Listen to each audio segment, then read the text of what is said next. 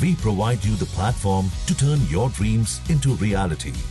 Give wings to your aspirations with KR Mangalam University.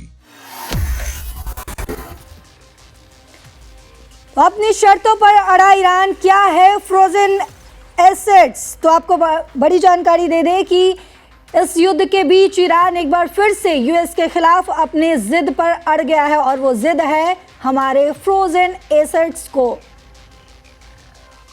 हमारे तरफ दो, यानी कि उसे अनफ्रोजन करो। अमेरिका और ईरान के बीच इस्लामाबाद में शांति वार्ता के दूसरे दौर की बातचीत से पहले ईरान ने एक बार फिर अपनी पुरानी मांग दोहराई है। क्या है मांग, वो भी आपको बताएंगे। तेहरान अमेरिका से अपने 100 अरब डॉलर से अधिक के फ्रोजन एसेट्स को अनफ्रीज करने की मांग कर रहा है। ये एसेट्स दशकों से अमेरिकी प्रतिबंधों के चलते अलग अलग देशों की बैंकों में जमा पड़े हैं।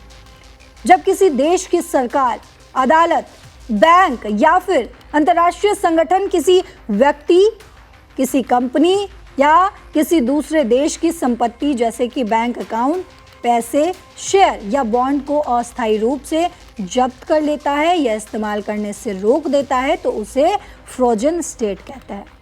उम्मीद है आपको समझ में आ गया होगा कि फ्रोजन स्टेट क्या होता है और क्यों आखिर ईरान कह रहा है कि हमारे फ्रोजन एसेट्स को अनफ्रोजन करो।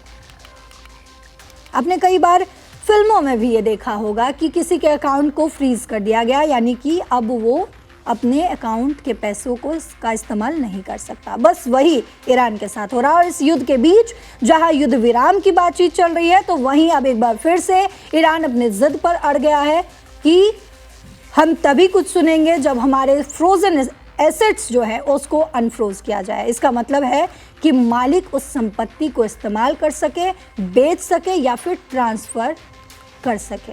लेकिन अभी क्या हो रहा है, ये सब नहीं हो रहा है, यानी कि ना इस्तेमाल कर सकता है, ना बेच सकता है और ना ही ट्रांसफ़र किया जा सकता है जब तक फ्रीज नहीं हटाया जाता है।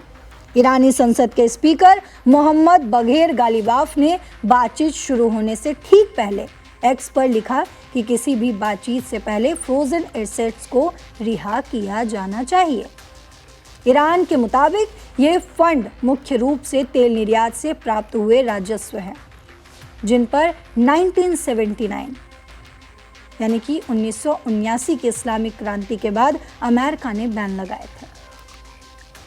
वहीं बाद में ईरान के परमाणु कार्यक्रम और बैलिस्टिक मिसाइलों को लेकर ये प्रतिबंध और भी सख्त हो गए। फ्रोजन एसेट्स की कुल राशि, यानी कि पूरी जो राशि है, ईरान की जीडीपी का लगभग 1/4 हिस्सा है। सोचिए ये कितना बड़ा अमाउंट है। Middle east council on global affairs के फ्रेडरिक ने अल जजीरा को ये बताया है कि ये फ्रोजन एसेट्स ईरान की सालाना हाइड्रोकार्बन बिक्री से 3 गुना ज़्यादा है। ये कोई छोटा मोटा नंबर नहीं है। ये फ्रोजन एसेट्स दुनिया के कई देशों में फैले हुए हैं। रिपोर्ट्स के मुताबिक चीन में करीब 20 अरब डॉलर, जापान में 1.5 अरब डॉलर, भारत में 7 अरब डॉलर, इराक में 6 अरब डॉलर और अमेरिका में लगभग 2 अरब डॉलर।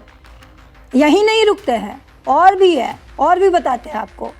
यूरोप जैसे कि लग्जमबर्ग, वहाँ 1.6 अरब डॉलर के एसेट्स फ्रोजन हैं।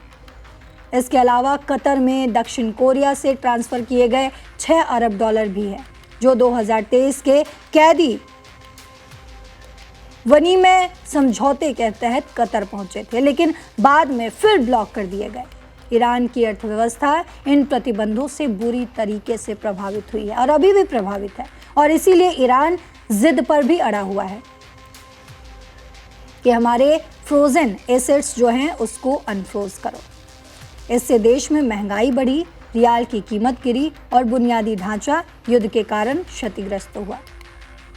वार्ता के पहले दौर में कुछ रिपोर्ट्स में दावा किया गया था कि अमेरिका ने कुछ एसेट्स अनफ्रीज करने पर सहमति जताई है, लेकिन वॉशिंगटन ने इसे तुरंत खारिज कर दिया। ईरानी सूत्रों ने कहा है कि कम से कम 6 अरब डॉलर की रिहाई विश्वास बनाने का कदम साबित हो सकती है। तो ये बड़ी खबर आपको बता रहे थे। जहां ईरान अब इस युद्ध विराम के बीच जिद पर अड़ गया है कि हमारे जो भी फ्रोजन एसेट्स हैं उसको अनफ्रोज करो, और अगर अनफ्रोज नहीं करोगे तो युद्ध विराम नहीं होगा।